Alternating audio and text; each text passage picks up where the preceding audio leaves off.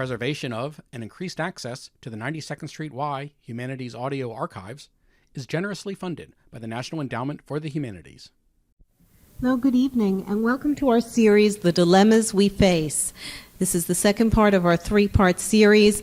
In May, we will be presenting Henry Louis Gates and in conversation with Robert Krulwich, discussing what kind of society do we want. As you know, tonight's topic is genetic testing. How much do we really want to know? And we have with us some of the leading experts, if not the leading experts in this area. I also want to remind you that this Sunday evening we will be presenting Stanley Crouch, who is an essayist and critic and a wonderful, wonderful speaker, interesting philosopher and thinker.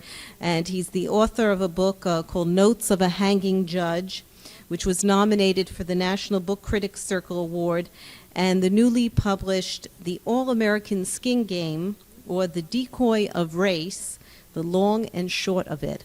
So I encourage you to come to that this Sunday at 8 p.m.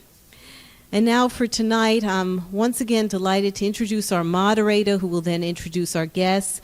After the discussion, there'll be ample time for your questions.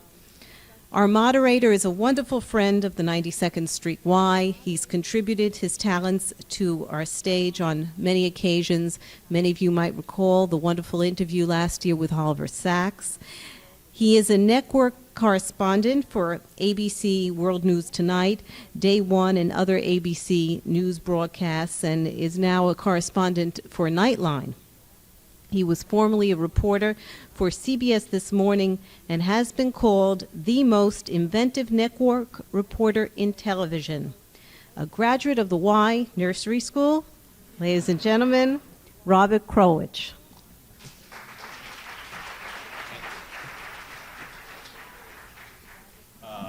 Let's see. Well, as is our, my aunt is here tonight too. Oh, wow. A very large family show out here in the first row. Very nice. Francis Collins, I graduated from the class of 1952, so now I'm on reading glasses, but I haven't yet achieved the level of ocular aggressiveness that I will spend more than $7 on a pair of glasses. However, what I am noticing is that the edges of the glasses do not survive, for example, movements in cabs from left to right. I buy them on Monday, and by Friday they usually have lost one or another of their stems. But anyway. Well, Francis Collins, who's going to sit over here, is first of all, was an extremely popular professor at the University of Michigan. He serenaded students with the guitar on many occasions, and a very impressive scientist. He is the co-discoverer of the genes responsible for cystic fibrosis and neurofibromatosis and Huntington's disease. He's the inventor of a technique called chromosome jumping, which helped make those discoveries possible and quite quickly. He is the director of the National Center for Human Genome Research, which helps lead what was once billed as a $3 billion effort to track down and sequence all of the genes that make up a human being. He informs me that he's going to beat the $3 billion in this era of discounting and come in $2 billion or maybe less. He is, for all of these impressive qualifications, an awful skateboarder. I know this because the last time I was talking to him in his office, some skateboard had kind of gotten away from him, and he was more or less paralyzed that day. They put him into the chair where he sat. I conducted the interview with him, and when I left, he was still there, and it amazes me that he's made it to New York. So, the intellectually gifted but skateboard challenged Dr. Francis Collins.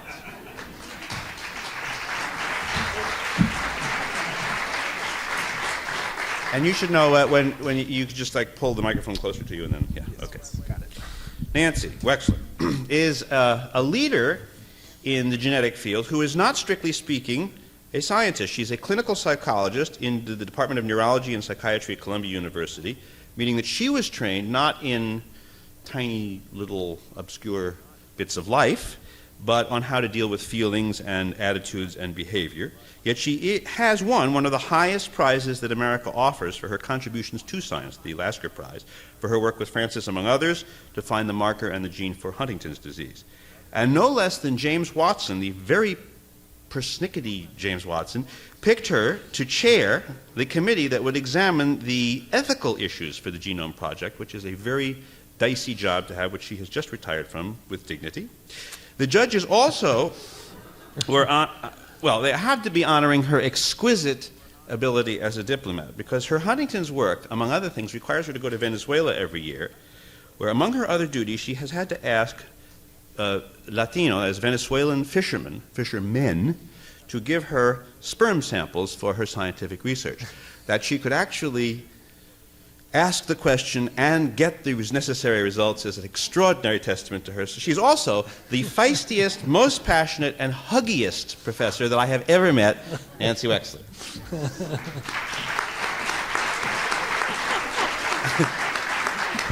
Actually, I've turned you into kind of a Mae West of science, and a very dignified and regular lady.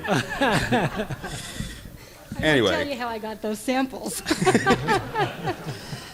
All right, I don't know if I could just... It's a tragic thing, really, what happens to eyeballs. Like, in months, I've gone from 1 power to 2 power to 225. Yeah. All right, anyway. But it is first of all... Francis's. No, they're sort of the wrong direction, I'm afraid. Okay. An observation I want to open with is that the science that you do or are involved with, as sophisticated as it is, seems to, once it gets discovered and done, it seems to hit the streets. That is, affects ordinary people immediately. And I'm thinking in your case of, it wasn't many years ago when a 33-year-old woman named Susan walked into your offices, the offices you shared with Barbara Weber at the University of Michigan, and said, "I want them off," she said, referring to her breasts. "Just take them off. I have 2 kids, and I want to see them grow up, and I can't live with the fear any longer." I wonder if you could just tell me that tale. Who was she, and what happened? Well, Susan was a young woman with a very strong family history of breast cancer. She had 2 sisters, a few years older than she was. One of them had already died of breast cancer at age 37.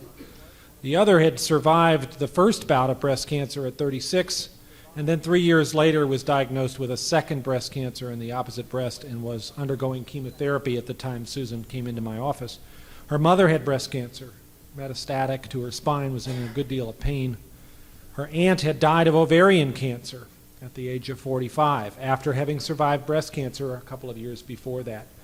So for Susan, every woman in her close family circle had come down with this disease. And in her mind, it was only a matter of time before she was stricken as well.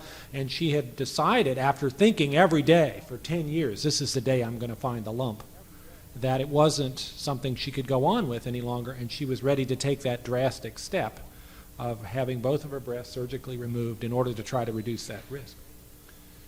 As it happened, she was part of a research study which Dr. Weber and I were carrying out, trying to identify a gene on chromosome 17 that there was good evidence contributed to families of this sort.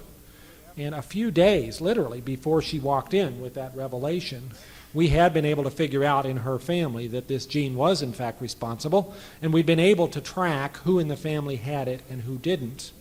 And we're in the process of trying to figure out what to do with the information as far as letting the family know that we might know things that they would want to know. So you had 42 members of this family, and you could say, if you wanted to each and every one of them, "You got it, you don't. You got it, you don't. You got it, you don't." Now she walks in and she says, "Cut off my breasts," and then what do you know about her? Well, the timing was pretty incredible. Not only did she say she wanted this done, she'd already scheduled it. She'd spoken to the surgeon. She had a date in the operating room in 3 days. And she said, "Before I go through with this, I know you're doing this research study. Is there anything you figured out about me that might change at the last minute my decision to go forward?" And again, we had learned perhaps a few days before that what the situation was, and we're sort of beginning to draft letters that we might send to the family, but we knew. Now, Dr. Weber, who talked to her first, couldn't resist sort of saying, "Stay right there. We need to talk about this." Went back to the laboratory, found me, we pulled out the pedigree, we looked, and we saw that yes, we did have information on her, and yes, we could see that she didn't have the gene. Her risk of breast cancer was the same as any other woman. It was not the 100% that she had pretty much concluded. So here we were in a bit of a dilemma, but not a very big one. I mean, at this point, it's pretty clear what our obligation was as human beings, even though we hadn't thought this through. I'd like to tell you we had this all planned out and we knew exactly how we were going to handle it. We were going to get there, but suddenly we were there a little sooner than expected. We went back and told her, and it was a wonderful occasion. I mean, it was a fabulous occasion. I'm We really literally interested- danced around the clinic room. I haven't done that very often. You danced? We all did. We all did. I wasn't on a skateboard. You just let me- But now you do this too. You tell people Right. where they're at. I'm just wondering, in the act of telling, once somebody says, you say you have or you haven't, do they hear anything else that takes place in the conversation? No. No. It was a very interesting sort of series of events that happened to her over the subsequent 2 days. The original reaction she had was disbelief, like, no, you can't know that. It can't be right. We went through it again. And then she accepted it, believed it, and that's when we danced, and her husband danced, and Barb danced. Oh, so there was a bit of an There was interlude. a bit of a disbelief that lasted 10 or 15 minutes. And then she Now, went out of what do you there. look like during the 10 or 15 minutes? Does your jaw drop and you just sort of sit there, or do you... Yeah, a good deal of that, sort of turning pale. Good news or Sort bad? of like having trouble absorbing it, good news or bad. And then, after believing it, she left, and the next day, she called me up. And she said, I've never felt worse. And I was really surprised. I said, well, what is going on? And she said, I feel so guilty. All of these women in my family have suffered, and some of them have died from this disease, and I've been left off the hook. I'm free of this, and I feel responsible for all the ones that aren't free of it. And I feel alienated from my own family, like I'm not part of them anymore because this was so much part of our family identity. That is not an uncommon reaction, Nancy can tell you, in families with a disease where many people are affected. For those who escape the curse, who don't get the gene, to feel somehow responsible. And in fact, geneticists, genetic counselors compare this to the survivor guilt that people have talked about amongst those who survived the Holocaust. Now, once you tell Susan, there are 41 other members of the family, could you, in good conscience, tell her and not everyone else? Or does the telling of one imply that everyone now must know? We told her, this is between you and us. It's up to you to decide who else you want to know this. And she called everybody she knew in about 2 hours and told everybody. So the next day, our phone is ringing off the hook because everybody else in the family now knows that there is something up here, and they would like most of them to come in and find out their situation. So we ended up counseling most of those people, at least about 2/3 of them, over the course of the next month. And 1/3 sat it out the whole way through. Huh. What's the difference between those who want to know and those who don't want to know? In this case, where, when you know, there is something you can do. Most of the 1/3 were males. Males can carry this gene. They don't seem to have much in the way of consequences. They have a modestly Well, they can increased pass risk to their of children. prostate cancer. They can pass it to their daughters. But it's very interesting to watch the dynamics. Most of the men were much less interested in the idea of finding this out, much less inclined to believe this was going to be useful information. Not And their all of them. daughters? Their daughters, for the most part, were not grown up. And this is another issue. Is it appropriate to give information of this sort to parents about their children who are not yet grown up? We had a long series of debates about that and concluded that since there was nothing you can offer to children in this situation, there's nothing they can do, nothing they should do, that it's better to wait until they get to be 18 and let them decide for themselves whether they want the information. The same kinds of arguments are used in Huntington's disease, and I think they're wise. If there's nothing you can do, you ought to give that individual the opportunity to make up their own mind about whether they want the information or not, and not have it sort of forced upon them. Although there are people who argue that the other way and say parents ought to have a right to decide for their child. Well, now let's make it more interesting, Nancy, because your family is at risk for Huntington's disease, which is not a pleasant disease. But unlike breast cancer, to a degree. If I tell you that you are going to get Huntington's disease at such and such a time in your life, because I've tested you and I know, I can't do anything about it. You're going to get it, and you are going to get it, and I can't help you. So we're in your case with the Huntington's disease, for you personally, but also for the people that you counsel. Do you think that testing is a good idea? Do you test? And what happens when you tell your people? Because there's a bit of an end game here. You just say, yes, and I don't think testing is a good idea, and I do it. But now you do it and you don't do it. You do it according to my notes. I've found out looking at it seems that you offer the test, then you unoffer the test, and then you offer the test. Yes, you see, now you have to ask me because I'm sitting here and this is the latest news because we are offering the test at Columbia. Yeah. We offered it as a linkage test, which was pretty devastating. We stopped offering it. Well, what do you mean? We stopped. Pardon me? What was pretty devastating? Well, I think that Huntington's is a little bit different than breast cancer or colon cancer, especially with colon cancer, where there really are specific things that you can do that can pretty dramatically change your chances of living. With Huntington's disease, if you have the gene 100% of the time, you'll get sick, and it is a fatal disease, so you will eventually die of the disease. The one thing that you said, which is not quite true, is that you could tell me I have it, but you can't tell me when I'm going to get it. So that's another little bit of a problem because it usually shows up midlife, so I would be much more likely to get it now, but it could show up as late as 82. It could show up as early as 2 years old. So we really can't tell anybody, and I think one of the fallacies is that people will come to testing saying, I can't stand not knowing. I cannot stand the ambiguity. I can't stand thinking, maybe I have this gene and I'm going to die, so why should I go to school? How can I get married? What am I going to do about children? Should I save? Should I just pack it all in and go to Nepal?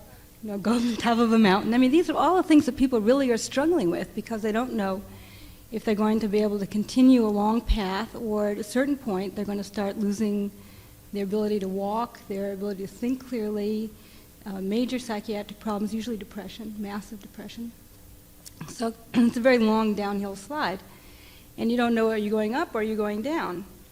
And you don't know when it's going to happen. So many people feel that if they're just going to take the test, they'll find out one way or the other. Now what we're learning is one woman who took the test and tested positive wrote me a letter recently, and she said, what people don't understand about this test is the ambiguity. She said, I don't know when it's going to happen. I don't know when it's going to happen to me, so I don't know how to plan. So everything that she said about why she wanted to take the test, she's struggling with all over again with knowing that she actually carries the gene because she doesn't know when it's going to hit, except that she adds one more thing. She said, for me, now suicide is a question of suicide is not a question of if, but when. And do I tell my family or do I do it alone? And I think that's a very common reaction. So do I think that testing helps people? In our experiences at Columbia, in talking to other people who are providing the Huntington's test around the country, around the world, I would say that it has not brought the kind of comfort or definitiveness that people thought that it would. Even, as Francis was saying, when people test negative, for many it can be an enormous relief. But if you lived all of your life in this kind of limbo, it is part of who you are. You can't just say, well, now I'm not at risk. It's part of your identity. Is that why, by the way, that, of the hundreds of thousands, I don't know, people who are at risk for this disease, it's about 10%. 10% It's about 10% worldwide. It's very small. The thing that's sort of interesting to me is that if the 90% who aren't coming forward, arguably half of them are free of the disease. All they have to do is know. More than More than half. More than half. Except, But right. I mean, I think that the direct test for Huntington's, that's 100% accurate, has only been around for 2 years. And the numbers are increasing. There are more people coming for testing. And there are more doctors who are just sending in the Huntington's test. Oh, you have Huntington's in your family? Okay, we'll just order this along with a thyroid and with Really? Oh, yes. Unfortunately, primary care docs are just saying, oh, you feel bad, you feel crummy, you're having a hard time at work, well, we'll just do your blood sugar, we'll do your thyroid, we'll do your Huntington's. And luckily your thyroid's okay, but your Huntington's came out positive. So then people call up and they say, like, oh, what does this mean? And what do they mean by 50 repeats? You know, they say, oh, gee, you got 50 repeats here. That's kind of a big number, isn't it? You know, people absolutely haven't a clue what's going on. And there are very few centers that can actually help people cope with this. So it's just kind of going out in a very haphazard way.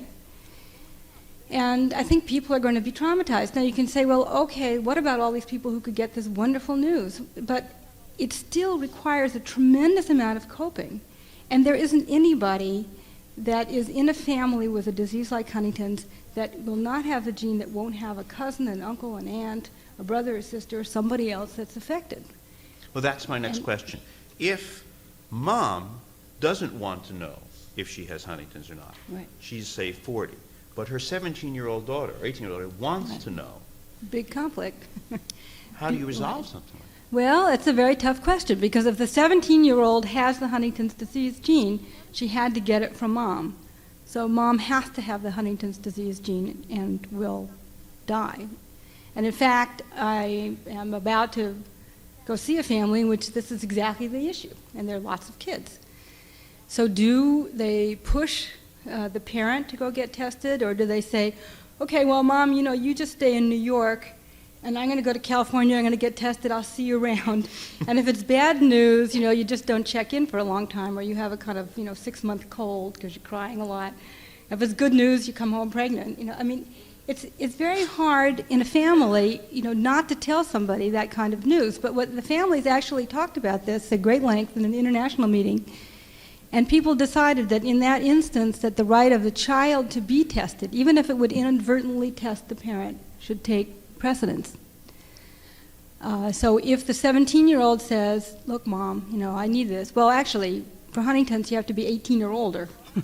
So you have to be a majority. But if somebody, or 20, says, I want to be tested for myself, even if you thereby test the parent. Now, here's another tricky one. Yeah. Okay, I'm pregnant. Okay, you're my husband. You're the one at risk. And you don't want to be tested. I want to test the fetus. And Francis is my doctor. Well, What do you think? Do I have the right to test this fetus even though it's going to give information about you?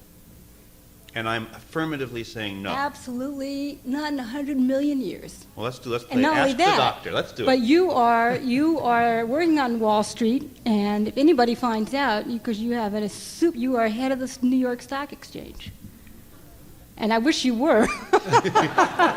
No, you don't. But the people in the front row can speak to that issue. He's a very good economist, this guy. So let's find out. I'm the head of the stock exchange, with all of the power appertaining thereto, and I am saying I don't want A, to know if I have Huntington's, or naturally anyone else to know, because I might lose some of my perks. Right. She is, Mae West as she is, yeah, she is equally jealous in her side, and you're the family doctor.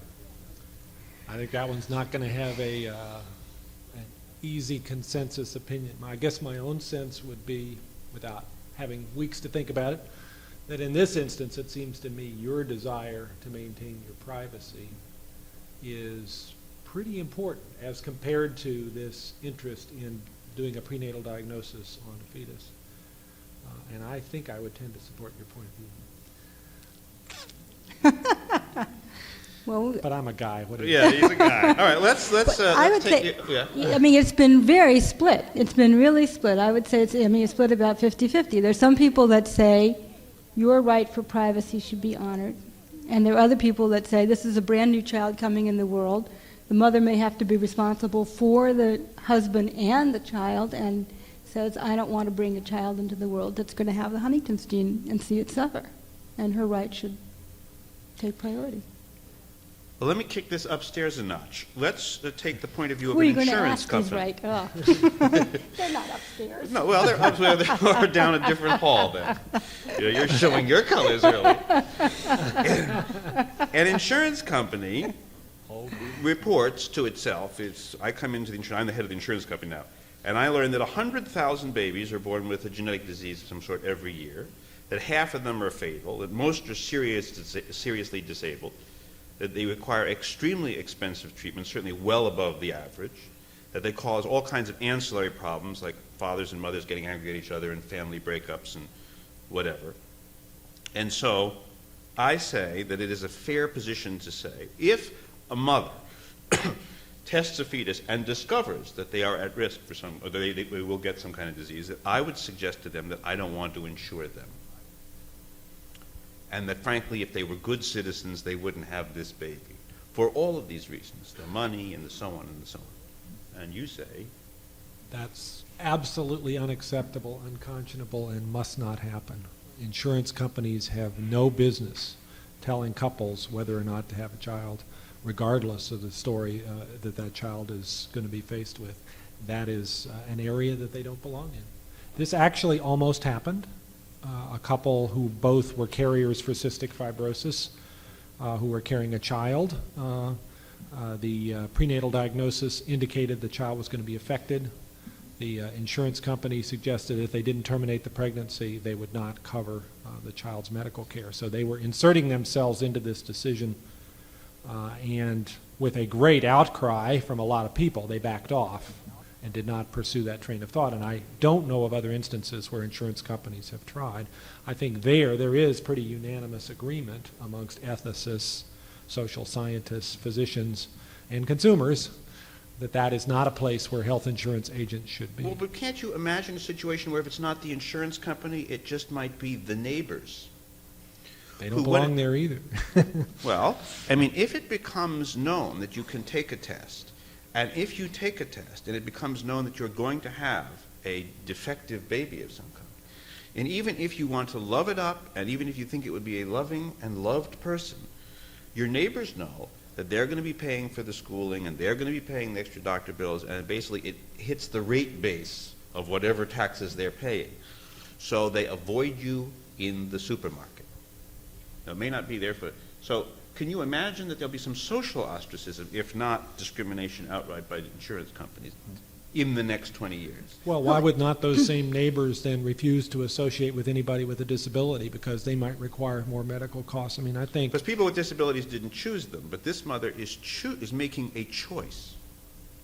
She could prevent it. In fact, there was, neighbors do get involved. There's, in Los Angeles, there's quite a beautiful anchor woman named Bree Walker, who... She has a fingers yes, missing. exactly. And it's genetic.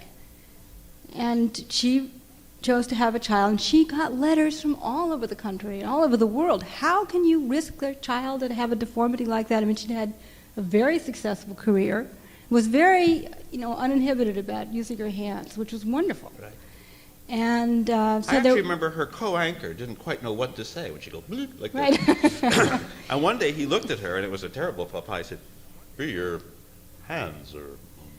And he couldn't think of how to finish the sentence. This was on the air. And he got a lot of letters the other way. I can imagine. But I think that it's, it really isn't, people need to learn a lot more tolerance. And unless the neighbors are also going to have, it's the same attitude about kids who drive 1,000,000 miles an hour or changing the speed laws in the West or all the other things, requiring people to wear helmets. Those head injuries are massively expensive. And people do put themselves, just smoking. There are all kinds of ways in which people endanger their health.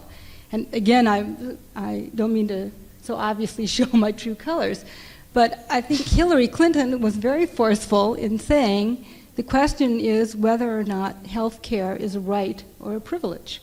And in this country, for some peculiar reason, some rather benighted reason, that health care is not something that's offered to now close to 40 million Americans, the majority of which are poor children. So if you say, healthcare in every other civilized country, with the exception of South Africa, there's some form of national health insurance, except for the United States. Now, it may not be very good, but at least we ought to offer some kind of basic level of services for everybody. Isn't it more like, if more and more people are being screened for diseases, and more diseases are screenable, then more and more people will find themselves on the far edge of the insurance pool. Everybody, if everybody. we allow that, absolutely. I Right. mean, we are all walking around with 4 or 5 genes that are pretty fouled up and another 20 or 30 that aren't so great either. We're all at risk for something. At a minimum. Let no one imagine the neighbor of your hypothetical case should not somehow feel smug that they're a genetically perfect specimen. There aren't any. We've all got glitches. We've all got misspellings. And we're all at risk for something, which means we all have pre-existing conditions. So, folks, if we allow a health insurance industry to persist in this idea that they can take away your coverage if they find you're at risk for something, then who's going to be left insurable? Well, let me ask you this. If today, from both of your experiences as clinicians and in dealing with people who come in to be tested, I'm going to give you a list of the people that they would fear most discovering their condition. Mm-hmm. Their mom, their dad, their boyfriend, their boss, or their insurance company.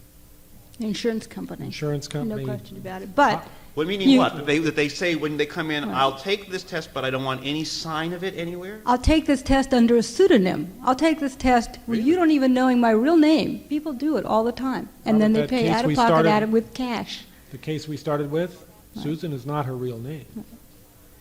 Oh, really? And it's not because she's worried about her family finding out. They all know, as I said. She's afraid her insurance agent will find out. So she uses an assumed name, and she's terrified that that will somehow slip out. But the boss, you see, the boss and the insurance company are the same people. So you have a problem. Partly, most people get their health care through their company, or they have their insurance. And a lot of times what happens is when you go to see your doctor will write anything in the chart. And if you want to have your insurance paid for, it goes up into the employee benefits, and everybody's flipping through and saying, oh, wow, so she saw that therapist, and oh, look at that genetic test. Gee, she's going to get breast cancer. They just look through absolutely everything. If you had, a broken bone, your entire medical record is there. And then it gets sent off to the insurance company. So they get a lot of information just by the by, as well as information that they actually ask for. The biggest problem now is that even if you institute some kind of insurance reform, the vast majority of employers are what's called self-employed. So they're actually exempt from the laws that would regulate them and would forbid them from discrimination. So unless you have, at the federal level, some law that's going to go across the board, you have to go every single state in the union and try to get them to change their laws. And if you do get them to change their laws, it only covers that small fraction of people, of employers, who aren't self-insured. Well, let me make it harder on the both of you. Let me give you a successful case, I think, of community screening where somebody knows and everybody cooperates. In Brooklyn, the Hasidic Jewish community are at risk, of course, for Tay-Sachs, which is common to all Eastern European Jews. And what they do, apparently, is there are 310,000 people around the world who are Jewish Eastern European origin who have been tested. And then the matchmakers in Brooklyn have a list. And they know who's got a carrier and who isn't. And now, if it comes to the matchmaker and, Chaim is very interested in Gwendolyn, but Chaim and Gwendolyn are both carriers, the matchmaker does not make the match. So Chaim never meets Gwendolyn, and there is no problem. Doing this, a sort of community-wide agreement to be tested, to be screened, and to have the matchmakers know, has virtually eradicated the disease from that group of people. An extraordinarily successful social experiment, which defies many of the things you're saying. I mean, everybody agreed, everybody did it, and somebody knows, the matchmaker. Now, admittedly, Gwendolyn may have a little trouble landing a mate, but not really. Just at the margins, only if she wants to be with Chaim. So, This is a little different than what we've been talking about, because here we're talking about carrier testing. Your couple is not themselves at risk for this disease, it's their children that are at risk. This would not work very well, for instance, for screening for breast cancer, where it's the person themselves that's at risk. It would be a wholly different dynamic. You're right. This has been a very successful way to reduce the frequency of a terrible disease in a particular social structure where the idea of marriages being chosen and arranged is part of the normal fabric of things. Obviously, that doesn't generalize to other societies as well. I might say that the incidence of Tay-Sachs disease has also fallen precipitously in Ashkenazi Jews who are not part of this particular Well, now because Doriya-Shoren everybody group. knows about it, and so Jewish couples of all stripes get tested. That's right. The variation that I heard on that same program was that, I mean, that Chaim and Gwendolyn could meet and fall in love, and How they'd come each with have a Gwendolyn number. doesn't quite work, I have does no it? idea. I thought that was strange. Yeah, all right, anyway. How about, how We had a about very Ruth? literary Well, parent that- who wasn't reading Mishnah that way. We could have Chaim and Ruth. Is that all right? Chaim and Ruth. Chaim and That's Ruth. better. They fall in love. They meet on the sly. They each have a number.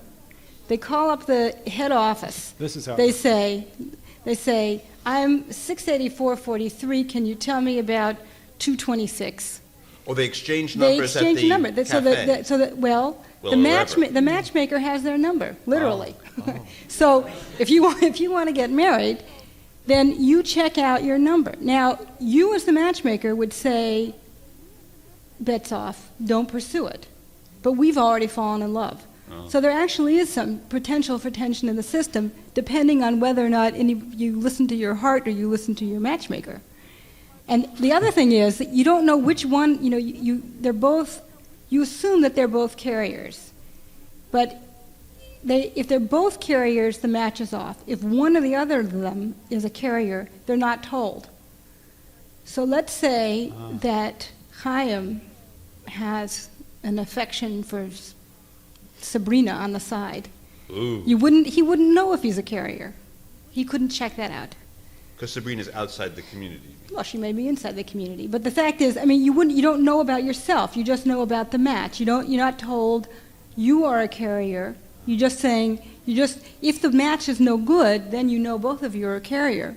But if the match goes ahead, one or the other of you might be a carrier, and you wouldn't know it. Well, let me anglicize this slightly and change the disease. This is Brooklyn. The most common hereditary disorder probably is breast cancer, but let's make, now that it's become hereditary, but let's make it cystic fibrosis for the argument's sake. Are the tests, they can make a test for cystic fibrosis, right? Yes. Since it's the most common disease in our country, what would be the effect of screening everybody for cystic fibrosis? Can I just say something about when you say it's the most common disease in the country, the actual numbers of people who are sick with cystic fibrosis is exactly the same as the numbers of people who are sick with Huntington's. The people who have it are identical. It's the same number of people.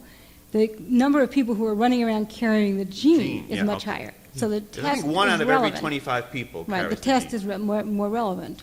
So now, yeah, what is the test a good test? It's a pretty good test, but it's not perfect. The cystic fibrosis gene is a big gene. If you want to detect all possible carriers, you've got to look at every single letter in this gene that if you printed it out would be 100 pages long, and that's very hard to do technically. So what people do is look in the common places where there are misspellings, which means you can find about 90% of carriers for a test that costs about $100. So you're missing about 10%, which means that a negative test is not something you can be absolutely sure about. But a positive test means you're a carrier. So you're asking, should we have a crash program? Should we set up booths in the mall and invite people while they're shopping to find out if they're a CF carrier or not? That's what I'm asking. So that they can be prepared for that moment when they're trying to decide about having kids, to ask their mate, well, did you go to the mall too, and what was your result? We've actually been trying to get an answer to that question. I mean, it wouldn't necessarily be the mall, but we've been trying to answer the question about whether population screening for cystic fibrosis is something the public would benefit from or not by running a series of pilot projects over the course of the last 4 years in various cities around the country. And it's interesting. The indications are that most people aren't all that interested when given the opportunity to find out their CF carrier status, unless they are already involved in a pregnancy. They are sort of like, well, I don't know if I need to know that. Now, why is that? In part, it is because all of us sort of put things off, I guess, until they're actually in front of us. In part of it is a sense that cystic fibrosis is a disease which, while it's very serious, it's certainly compatible in many instances with long survival. The average survival now is age 30, and there's a sense that that's getting better all the time. It is, and maybe even this disease will be cured in another 10 or 20 years. And so if I do have a kid with CF, they'll be able to fix it. That may be a little optimistic. It may not. Time will tell. Well, let me create a mad rush to the genetic counselors. Imagine, in my imagination, one judge in the right place at the right time could do it all. Here's the situation. Suppose there is a test for cystic fibrosis, which you say there is.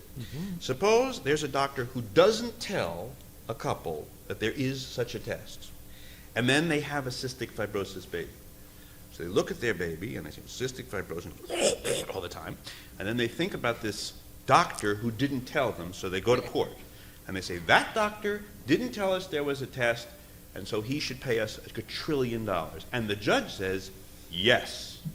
More likely the jury says yes. Well, they're into $1 trillion, those juries. Now, if you had a decision like that, wouldn't doctors then begin telling everybody, get your cystic fibrosis test? Well, that scenario bothers all of us a lot, and there's already a case which is actually making its way through the courts that's almost exactly identical to your hypothetical.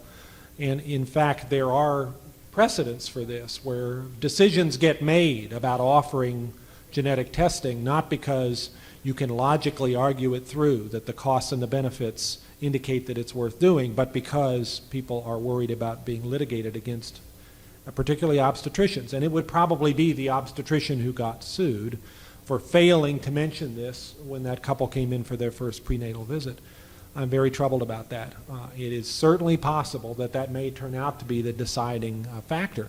I think it's fairly likely, even if that does not happen, that sometime in the next few years, the American College of OBGYN, various other groups will say it is appropriate in the counseling of a woman who comes in for her first prenatal visit, if she is from an ethnic group where cystic fibrosis is relatively frequent, which is all Northern European Caucasians and Ashkenazi Jews, but not necessarily Asians or African Americans, it is appropriate perhaps in that circumstance to inform about the possibility of CF carrier testing, and then let the couple decide whether they want it or not. What would happen if that happened and everybody decided to go? Is there enough? Are there enough genetic counselors and there are enough genetic centers? No. Because my numbers here said, if you took screening expectant moms for cystic fibrosis, sickle cell, hemophilia, and muscular dystrophy, that's 4 million tests a year, probably 46,000 positives. So let's imagine all these 4 million people rush to where? Where are they rushing? They're physicians. Robert, this is what's going to have to happen. We can't continue a system where genetic counseling only gets done in a tertiary care referral center by somebody who has special training in that. For most genetic conditions in the future, in the fairly near future, most counseling is going to be done by primary care physicians, and I think especially by their nurses. And do they know what they're doing? Absolutely not. And we are in a rather crisis situation to try to get them ready, because in the course of the next 3 or 4 years, most physicians and nurses are going to need to know this, and they absolutely have had no exposure. And trying to convince them in an environment where they're already being barraged with people telling them all the stuff they don't know and asked to see patients twice as often as usual in order to keep costs down is a very difficult problem. Just say your number again. How many tests there? For cystic fibrosis? No, everything. Bottom line number. Bottom line number, 46,000 positives. Okay, but the number of tests was like 4 something? 4 million. 4 million, that's what I thought. Okay. So multiplied by 50, and approximate number of dollars per test, that's why we're going to have those tests. It has nothing particular to do with whether or not they're really going to Because someone could get help. rich doing this. Oh, people will get scads of money, enormous amount of money. Sometimes the inventors of the test, sometimes people who find the genes, sometimes labs. Well, They're going to get gazillion dollars, and the tests will actually be probably reimbursable by insurance.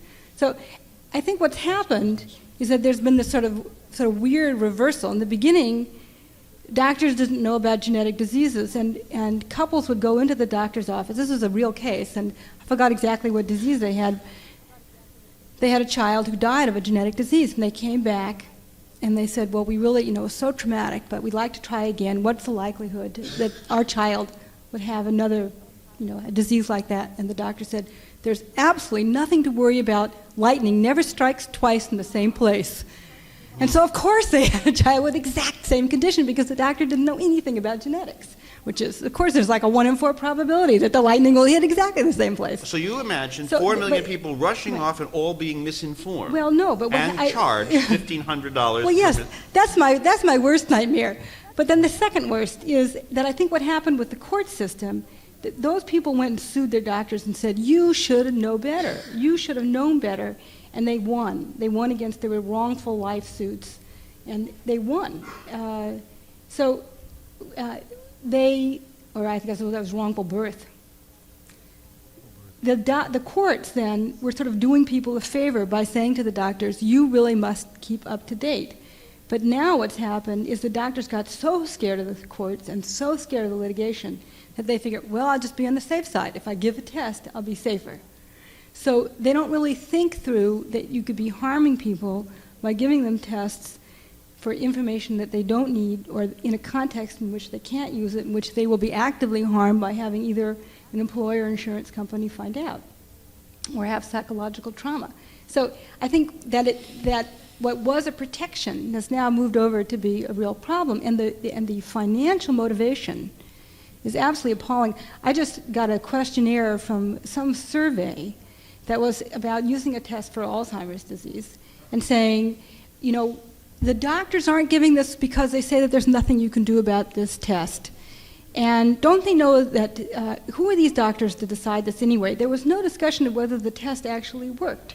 There was just whether you should give it or whether you should be sort of paternalistic. And does it work? Well, no, it does not work. It's a very interesting research finding, and it says nothing about, should definitely not be used for diagnosis, absolutely not used for pre-symptomatic diagnosis. And yet isn't it being sold almost as a home test? Yes, and if you look at the blue sheet, well, not quite that, but if you look in your cardiologist can give you this test with no explanation of what it is. If you look in the blue sheet in Washington, which is sort of the rag that everybody in Capitol Hill reads, it says, the test shouldn't be used for pre-symptomatic testing, but this is a very good test for diagnosing Alzheimer's. Now, what they don't realize is that if they say, I have 2 genes for Alzheimer's, that's diagnosing my children. They don't have to go in. They know I'm going to have to pass one of them, on to my child. So, in fact, they are giving information to families, pre-symptomatic information. They're not understanding what they're doing, and cardiologists can order it, and it's I was going to ask about a local version of this, which is our breast cancer situation on Long Island, but I'm not going to ask it because I figure somebody out there will, and I will run to my conclusion, because my conclusion is fascinating to me. This is on the question not of, am I going to get sick, or what about me? This is the baby question. This is a true or false question. The usual issue, it seems to me, traditionally, the way we think about this, is if you get pregnant and you then do a test and you find that you have a problem, then the question is, should I have the baby or should I have an abortion? I now read more and more often that there is now beginning to be an alternative to this. The new question, shall I not have the baby and abort the baby, but shall I screen my egg, or maybe eventually screen the sperm, and then only make safe babies, thereby completely avoiding the abortion issue? And there's a man named Verlinsky who's been working in this area, right? Is this so that if you and I are married, you can have your egg and you give it to him, Verlinsky. What do you do with it? Well, this is a new technology that I must say I'm a little skeptical about. But for the sake of argument, let's assume that it occasionally works. The idea is the egg has sort of this shadow cell that travels with it that descended from the same ancestor. And if you can take off that thing, which is called the polar body, and look at its DNA, you can infer what DNA was in the egg as well without actually damaging the egg. So the idea is you do a molecular DNA diagnosis on the polar body, making sure you know which egg it came from. Which the body chucks out anyway. Right. It's going to be it's a little piece of garbage. It's going to degenerate. It's not going to have any useful purpose in making this embryo. And then once you know, okay, this is an egg that doesn't have the Huntington's disease mutation or the breast cancer mutation, then that's the one we're going to fertilize with sperm from the father in the test tube and then reimplant into the womb. Now, isn't this the morally perfect solution to everything? I mean, you could have Huntington's and you could have cystic fibrosis, but all you do is your wife and you just give Verlinsky the egg. He sorts through and finds the one that is not at risk, and then we have no abortion debate. We don't care. You put it back in. There's been nothing changed. No Frankenstein. All we've done is sorted out the problem. And I think if you're talking about a severe disease, and I think if you're talking about a technology that actually worked, I'm sorry to say Verlinsky has made a few spectacular mistakes, then it might be very, very much of interest to the public, as long as it didn't cost a fortune, which it also does. Is this, by the way, a serious proposition that is like within view? Or is this something for 2090 What after is we're all more in dead? view is this thing called pre-implantation diagnosis. Now, this will not be as morally satisfying to people who believe that life begins at the moment of conception. But for people who believe, well, life is something murky that happens a little bit after that, but not as far as, say, the end of the first trimester, pre-implantation diagnosis allows the opportunity to take an embryo, which has been allowed to grow up to about 8 cells. So it's 1 cell at the time of fertilization. It grows up to 8, and you reach in with your pipette. Wait, when it grows up to 8, so we have the moment of conception. Yep. How many days or hours does it take to be 8 celled?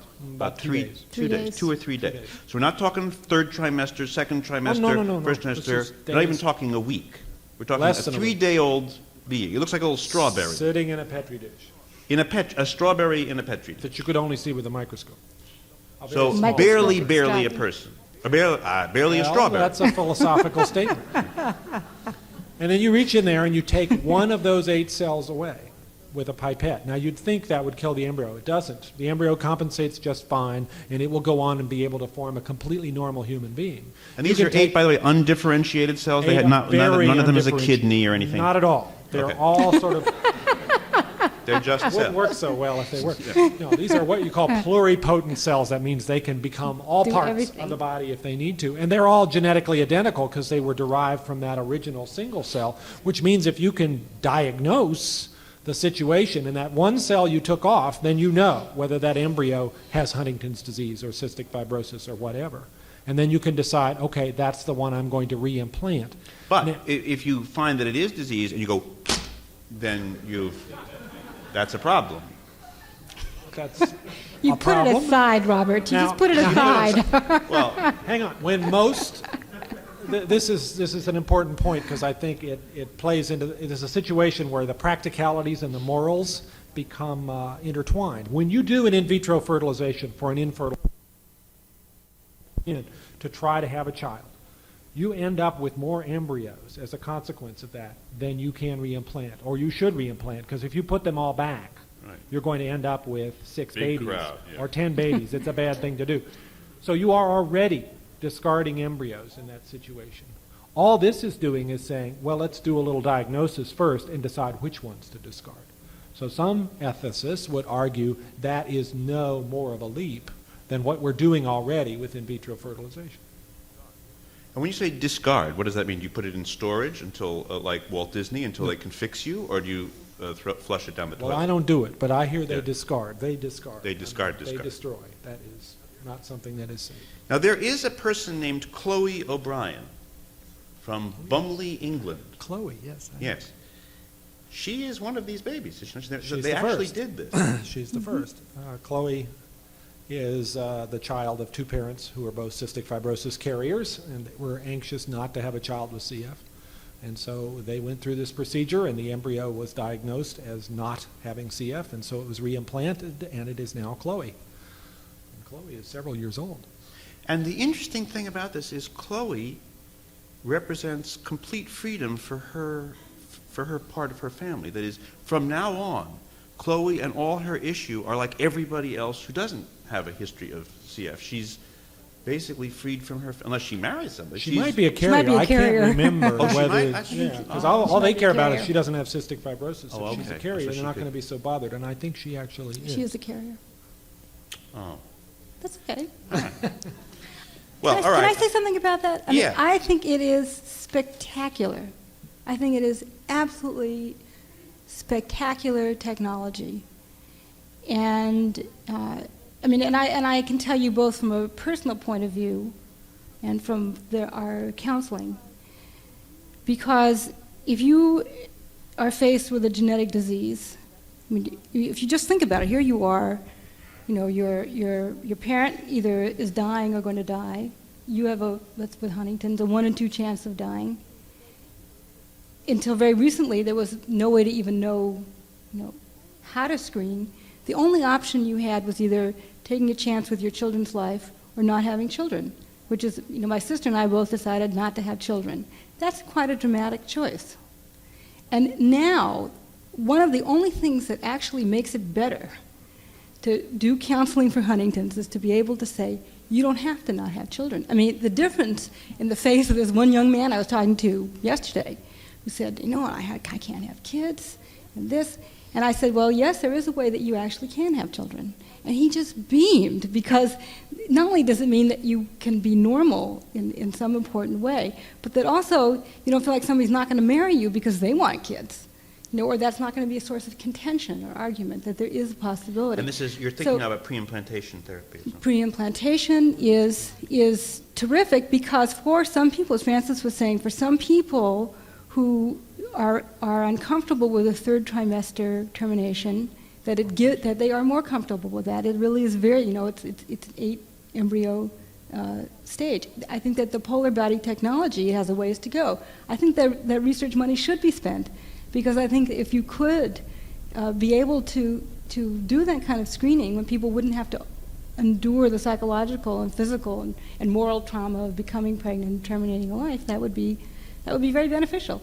It should be cheaper. It should be available to everybody, and not just people who can afford in vitro, because it involves in vitro.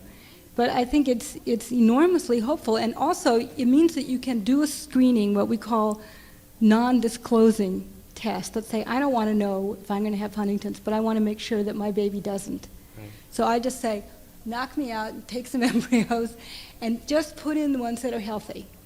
Now, they may all be healthy because I don't have Huntington's, or they would just put in the ones that have, that don't have the Huntington's gene, and I would never know. Now, the person who's working on this technology, who happens to be working actually with Francis in the Genome Center, said, but, isn't this terrible that people are going to have to pay for, in vitro technology and all of this if they don't have to? And I said, but for some people, to find out they're going to die of Huntington's, isn't that terrible? Look what you're giving them. You're giving them a chance to make a choice. And I think that that's tremendous. So I really think that we ought to, continue that research until we get the cures and the treatments that will radically change the way we feel about these diseases. Well, on that happy note, I would invite you guys to ask questions if you want. I don't honestly know how we do this, because Susan? Well, I know you don't have questions. Are there any protocol? Hearing nothing from Susan, just ask. Okay. Go ahead and stand up and... Dr. Collins, you have a number of people about whom you have information regarding the gene for breast cancer. Yes. And you have chosen not to go out to inform them unless they approach you first. You had this cohort that you have studied, and you said that about 70% or came in, and you have about 30% who have not owned, some are males. And there is some validity to prophylactic mastectomy in some people.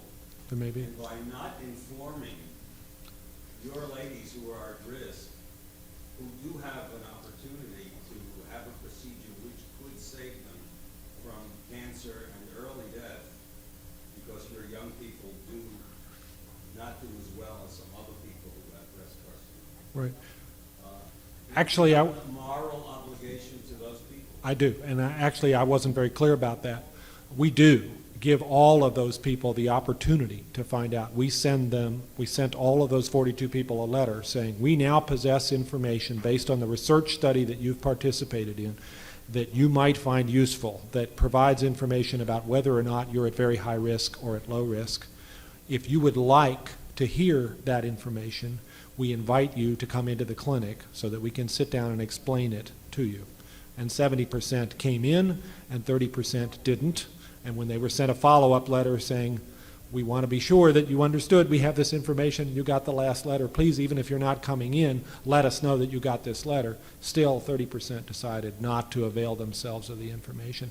And I felt uncomfortable about that 30%. I still do, but yet that was their decision. So, I mean, that's the way most geneticists sort of view their role, is to be non-directive. You let people know what their options are. You provide them with information if they want it, but you make sure before they get the information that they're sure they want it. Otherwise, you end up in a mess. Actually, you know, from what's been said up here, 70% of the people saying, I want to know, is a huge hunk. If in Nancy's disease, you get 90% of the people saying, I don't want to know. Well, let me say, this is, I know, but... and this is very family specific. Another family, which also had a mutation in this gene called BRCA1, it was flipped around the other way. 70% didn't want a thing to do with this. They didn't trust it. They didn't trust us. They were quite sure that this was something that wasn't going to be helpful to them, and they stayed away in droves. And there is a family dynamic that goes into this. People talk to each other. And if the first 3 people have gone in and come back and said, wow, I got this fantastic result and it's changed my life, it's more likely other people are going to say, well, maybe I better find that out too. It's not an independent decision that these people make when they're part of a closely knit family that has talked about these issues for years. I think also you try to make sure that the children of those men know that they can come in independently, Right. and then you just work with them directly. So they don't, the men don't actually have to get tested, but you make sure everybody in the family knows their information is available. Because I'm the mother of a special needs child who has a phantom gene mutation. In fact, she does test genetically normal.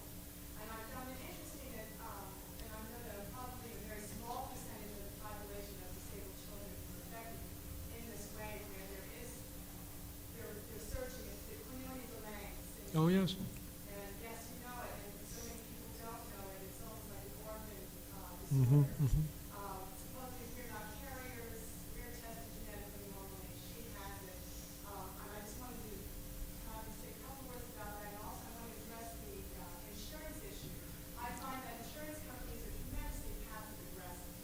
They will not tell you, no, they will not pay for something. However, they will make you jump through hoops, and they will tell you no until you get to somebody who finally says yes. And you have to, as I'm saying, this is my experience. I continually, even for a normal child, in a normal birth, I have to continually fight to get for what I'm paying for. And I'm paying on a COBRA. I'm paying twice as much as anybody else. And the rate is almost astronomical. My doctor almost fell over the insurance. And the systems in New York State, because they are state specific, are very, very limited in terms of our recourse as people who are insured. Also, in New York State, there is no wrongful birth lawsuit available. So there's no way that you can do a wrongful life, as far as I can tell, a wrongful life suit, despite genetic. One of the things that you mentioned, it seems to me, I think if people thought that there would be a test for everything, and you could take all the tests and clear up all the mess, that there would be something like perfect people. But I think this is a good example of the fact that a lot of these genetic diseases are flashes in the pan. Diseases, as far as I know, that's the number I heard from the National Organization for Rare Disorders over the summer. They said only 10% of all genetic disorders are known to have tests for, and there's 90% out there that have yet to be diagnosed, but they don't know what the diseases are. That's about right. There are 4,000 roughly genetic diseases that are cataloged, and probably many more that are too rare to have ever been described in the medical literature. You have to see more than one case before you can sort of call it something. And of those 4,000, we have tests for about 10 or 15% of those. That's going to change as the Human Genome Project maps and sequences all of the human DNA, which it's going to do in the next 6 or 7 years.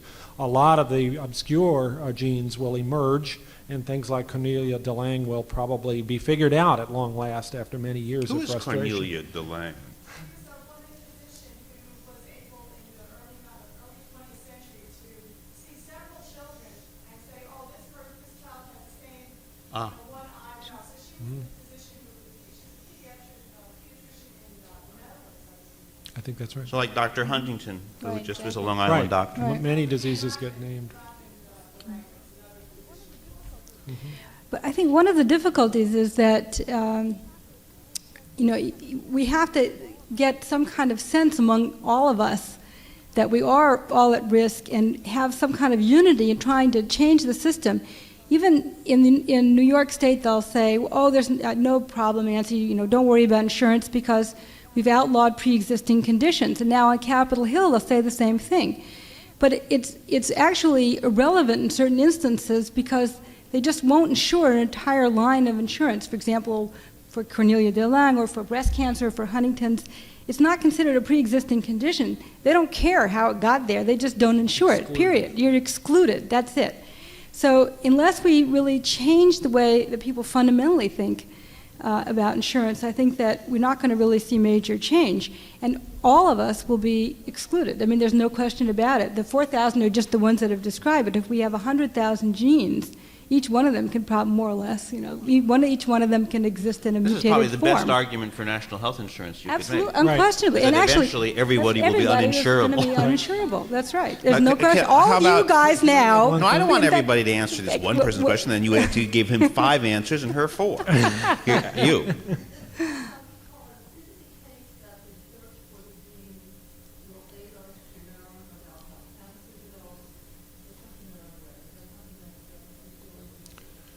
Oh, sure. I think every cancer syndrome that we uncover the gene for, whether it's breast cancer or neurofibromatosis or familial melanoma or some of the rarer ones, multiple endocrine neoplasia, all of these conditions which individually may be uncommon, but each one of them gives you a crucial clue to a pathway that's involved in cells deciding whether they're going to grow or stop growing. Cancer is a genetic disease. Cancer comes about because of mistakes accumulated in growth control genes in a particular cell. Most of those are acquired mistakes. They're not ones you've inherited. They're not like the breast cancer story that we told.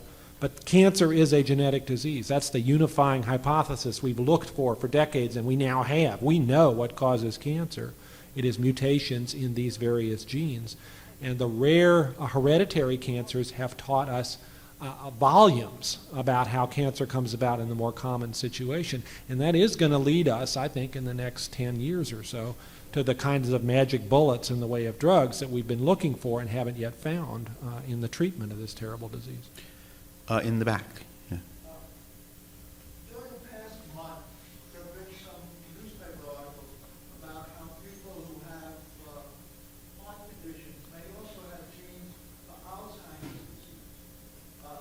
What would it cost someone to have their genes tested for Alzheimer's disease?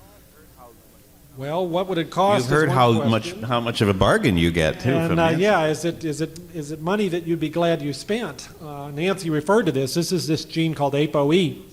If you have the E4 version of ApoE, you are at risk for some cardiovascular problems, particularly if you have 2 copies of it.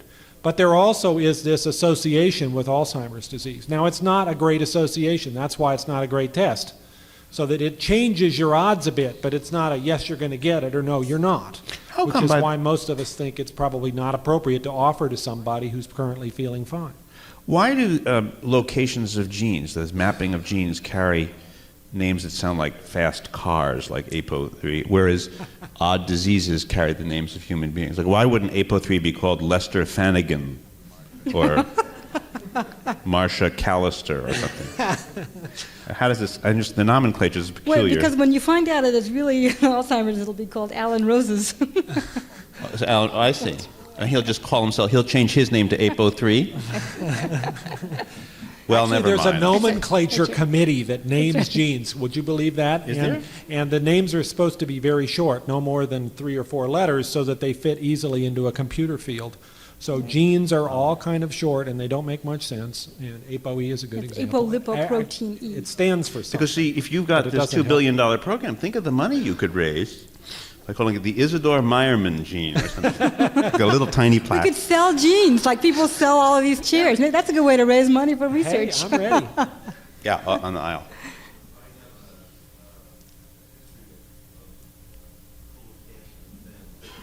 Going back to a grandfather with an only child, a grandson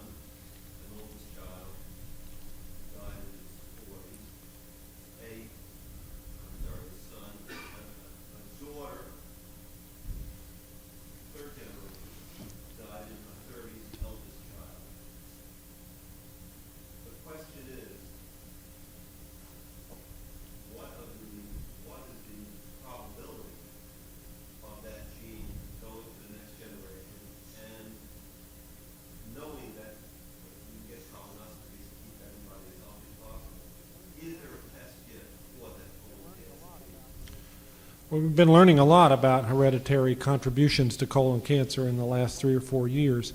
And a question like yours would be impossible to answer without going carefully through all the path reports and the medical reports to see exactly what was the nature of the colon cancer, which side of the colon was it on, were there other polyps seen at the time.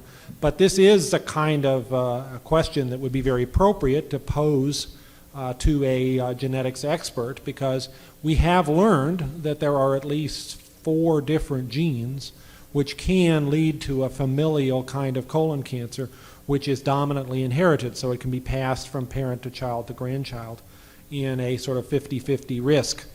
Those individuals, up until recently, have been described. We didn't know what the genes were, and the genes, several of them have been found, and there are now about 4 research protocols around the country that are, in fact, inviting individuals who are part of these families to have their DNA tested to see if mutations can be found, much as we did for the breast cancer family I started out talking about.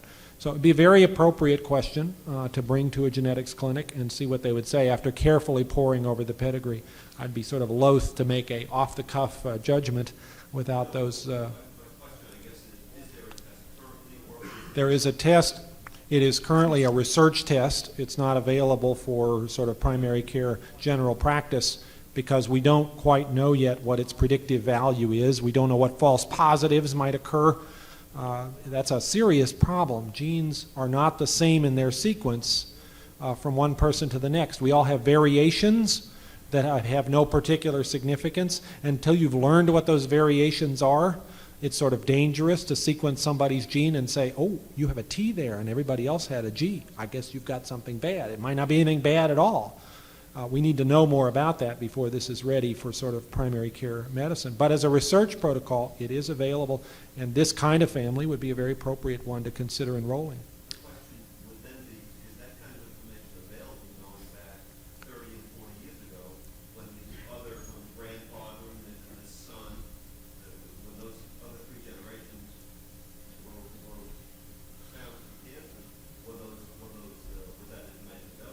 Absolutely not. No, this is all information that's about a year and a half old. But sometimes they could have tissue. They might have tissue. Sure. If a surgical procedure has been done, there's a good chance, if it's less than 30 years ago, that there is a paraffin block somewhere is stored in a hospital pathology lab that still has some of that tissue. That tissue has DNA in it, and we've been fairly successful in being able then to determine whether or not that individual had a mutation, even if they're long since deceased. I'm going to think maybe 2 more. Can I just say something quickly to that? I think what's important, and it just reemphasizes what you were saying about who do you go to and where do you know where to go, and how many of these genetic centers, and would your primary care physician know where to refer you? I think that information is a problem. But if you have your own living family, they can give a lot of information by sort of reconstructing what went on before. There's also, with these tests, one of the crucial things is if families are willing to participate, we can learn more. The Alzheimer's test is this very loose association. In certain ethnic groups, the association is stronger. In other ethnic groups, it's weaker. And so you can actually give very dangerous and misleading information to people because we don't have the research understanding yet of what the test actually means for people. I sense that there are a number of people here who come here to be able to ask questions, and I don't want to deny you that opportunity, but I have to watch a little bit the clock. It's at 9:35. Technically, you're allowed to go home. But you'll turn into pumpkins. Non-technically, I'm still a little bit curious about the breast cancer Long Island situation. I know Francis is. So let me see if I can make a bargain. If I get to ask about breast cancer, then would you let them ask whatever they want to after this is over? And I'll also let 1 or 2 more questions for them. Okay, so those of you who have questions, now that they've been promised that you can come up and ask them. So now they can relax. And those of you who have to go home, you should feel free to leave without embarrassment now if you like. We won't take it personally, even if we know you. And I'll ask about breast cancer. In Long Island, as you know, they discovered an awful lot of Ashkenazic Jews were at risk for the breast cancer, and they seem to have some genetic connection, and it got a lot of attention locally, and I'm wondering whether either of you have any comment on that. Well, relates to this same gene that afflicted the family that we started out talking about, Susan and her family. This is a gene called BRCA1. Which stands for breast cancer breast 1. cancer gene number 1, right. Short, slightly informative, but not all that useful. Doesn't have anybody's catchy name to it. BRCA1 mutations, we believed until recently, occurred in maybe 1 in 500 individuals. And we thought that breast cancer in women was due to an inherited mutation in BRCA1, maybe about 5% of the time. That is to say, about 5% of women in general were in families like Susan, and the other 95% were not.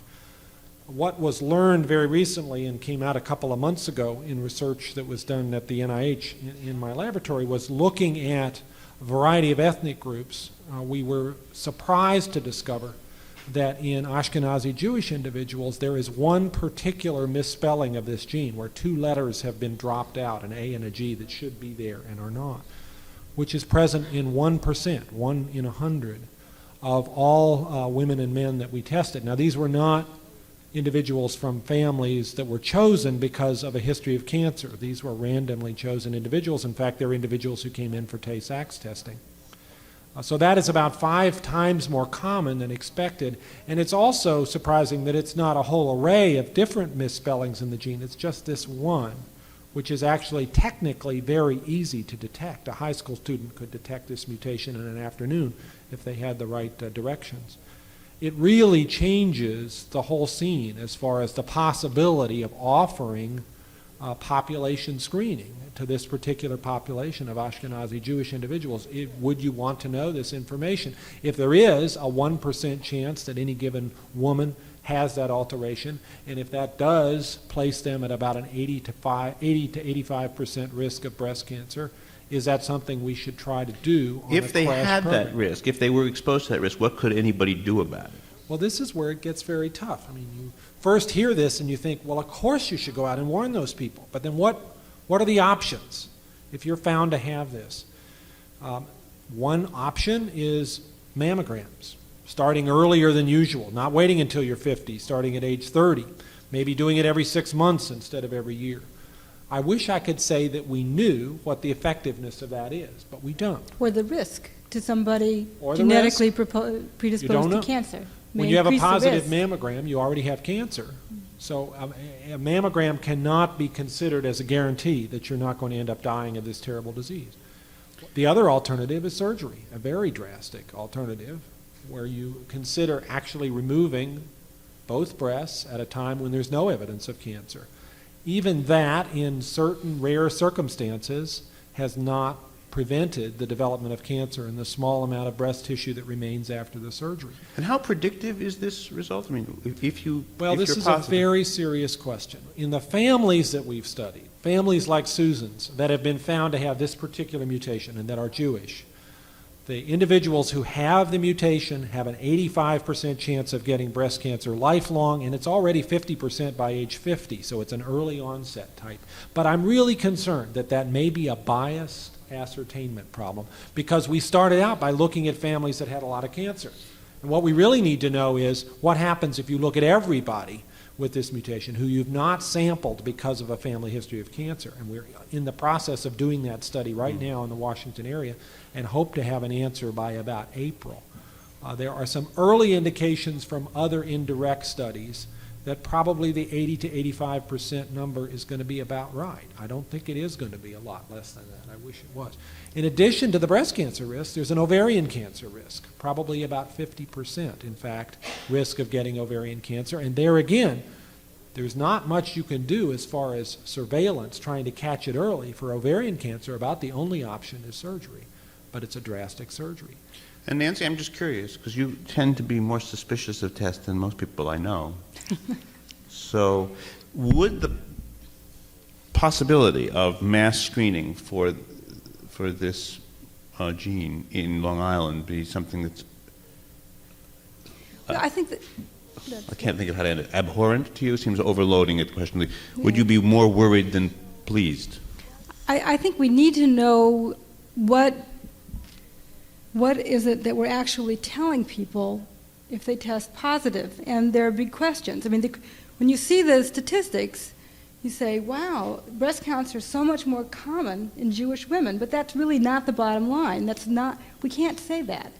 All you can say is that this particular mutation is showing up. Oh, because there could be a whole crowd of Quakers who have a T and a G, and they're getting breast cancer for some other reason in precisely the same proportion. Or that there are fewer factors in Jewish women. I think the question, when you read those articles, when you read the headline, you think, breast cancer is a lot more common in Jewish women. My risk is going to be higher. And I think one of the questions is, is there a higher risk for breast cancer among Ashkenazi Jewish women? They may not have other genes that different populations have, so it may balance out. They may have more of BRCA1 and less of something else. Oh. Or they may have, I think for me, the first question, because you had 1,000 people who had a Tay-Sachs test, and 8 people were missing these 2 base pairs, when we don't know anything about their breast cancer history. Nothing, zero. They just were Jaime and Ruth. So this is a completely These theoretical it's construct. Completely. All you see is you look at their DNA and you say, hey, that chunk is missing. Now, if you know something about the gene and the protein it makes, you could say, missing that little piece is probably not a good idea for that protein, but it's totally theoretical. You don't really know. You've seen it in other families who are coming because it's worse. Well, they may have some other gene that's influencing it, that's making it worse. So if you're just saying people off the street, if we got tested, what would happen if we were missing those 2 base pairs? What's my likelihood of getting breast cancer? Is it really good? Is it higher in Jewish women or not? There were some studies that thought that maybe there was an increased risk for Jewish women, but then it seemed to be related to what age they were having children. And more Jewish women were going to school and having children later. When non-Jewish women did the same thing, their breast cancer rate went up. So they may be having more breast cancer out in Long Island because of something totally else, or because they're delaying childbirth, or because there are other factors. I mean, epidemiology is an enormously complicated field of counting noses and trying to figure out what are the factors that make somebody sick. So I think that the very first thing is to try to get an enormous amount more research information about if you have this particular mutation, what are the odds that you're going to develop breast cancer? The reporting has not not raised this level of subtlety. Pardon? The reporting of this story has not. No, I know, and I know people who are just completely freaked out of their minds. They saw this thing, and they say, "Wow, we have to get out of here." Tomorrow. So I promised 2 more questions. So do I have to? Let's see. Yeah, I promise. Okay, you, sir.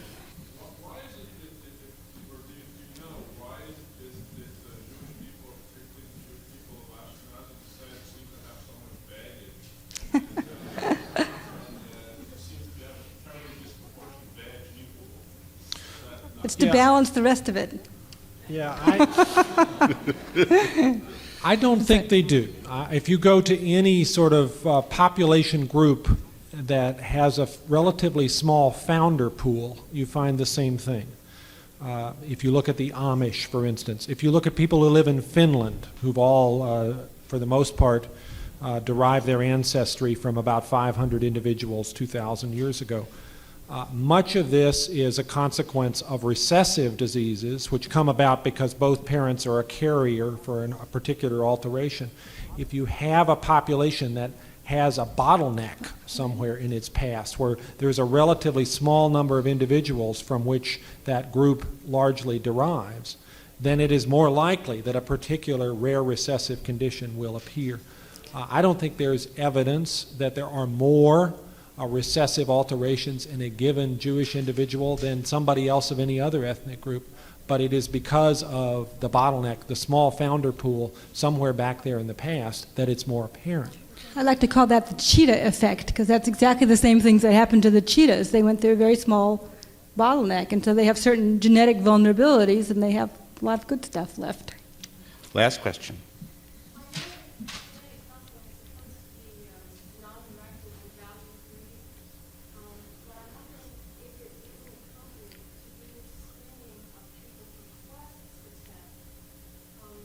So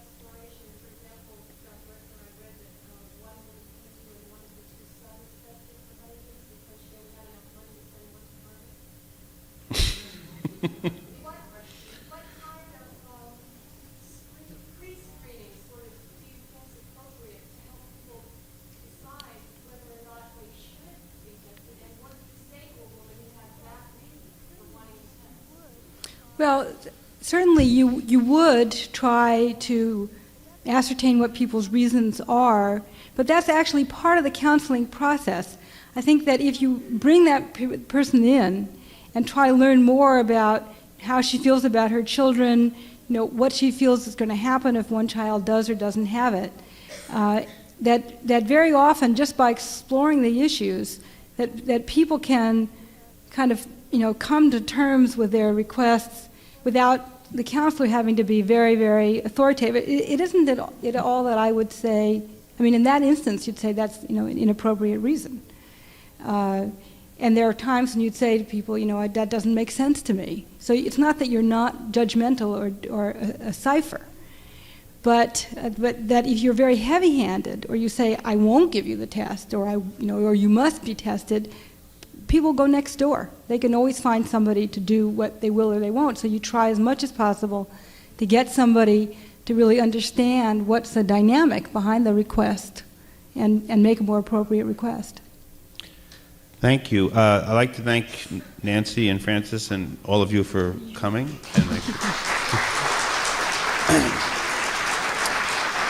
And anybody who wants to ask questions of the two guests can just come on up to the front. Thanks for listening. For more information on the 92nd Street Y, New York, and all of our programs, please visit us at 92ny.org.